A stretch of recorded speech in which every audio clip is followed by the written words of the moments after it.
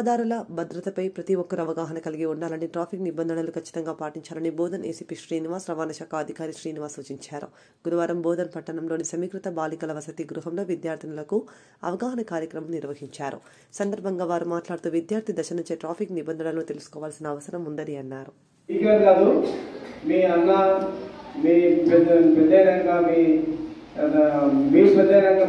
కానీ, మీ అన్న కానీ, మీ నాన్న కానీ, మీ మామ, మీ బంధువులు, మీ ఫ్రెండ్స్ ఎవరైనా సరే 18 సంవత్సరాలు నిండిన తర్వాతనే మోటార్ సైకిల్ కానీ కారు కానీ నడపాలి.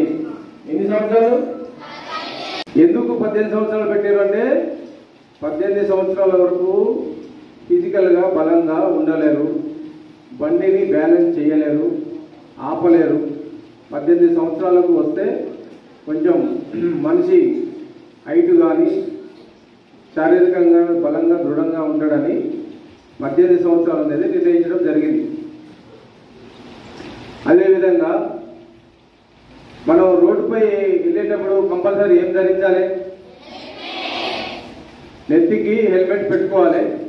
హెల్మెట్ పెట్టుకొని అది కూడా స్ట్రాప్ ఉంటుంది కదా, స్ట్రాప్ అది కంపల్సరీ పెట్టుకోవాలి. కొద్దిమంది ఏం చేస్తారంటే హెల్మెట్ ఊగనే పైన ఇట్లా తగిలిస్తారు, వదిలేస్తారు కదా. ఏదైనా చిన్న యాక్సిడెంట్ ఏదైనప్పుడు అది ఎటు పడిపోతుంది, దెబ్బ తగ్గుతుంది. మనం పెట్టుకున్న పర్పస్ కూడా కంపల్సరీ. ప్రతి ఒక్కరు మీరు కూడా మోటార్ సైకిల్, స్కూటీ ఏదైనా నడిపేటప్పుడు కూడా మీరు ఒకసారి రోడ్ ఎక్కాలంటే హెల్మెట్ కంపల్సరీ ఉండాల్సిందే. ప్రమాదాలు జరిగినప్పుడు హెల్మెట్ ప్రాణాలని రక్షిస్తుంది, ప్రాణాలని కాపాడుతుంది. కింద పడ్డా కూడా తలకు దెబ్బతగలదు, దానివల్ల ప్రాణ నష్టం ఉండదు. హెల్మెట్ పెట్టుకోకపోవడం వల్ల డైరెక్ట్ కింద పడంగానే హెడ్ రోడ్డు టచ్ కావడం, వెంటనే క్రష్ అయిపోయి దెబ్బతిని మా ప్రాణానికి ప్రమాదం, మరణం సంభవించవచ్చు. కాబట్టి హెల్మెట్ అనేది చాలా చాలా ఇంపార్టెంట్. అందరూ కూడా, ప్రతి ఒక్కరు కూడా విధిగా హెల్మెట్ వాడితే ఏమంటే ప్రమాదాలు తగ్గుతాయి.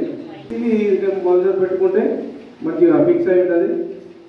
అది మంచిగా ఏదైనా ప్రమాదం జరిగినా కాళ్ళ చేతిలో దొరుకుతుంది. కానీ ఇది హెడ్కు తగ్గదు.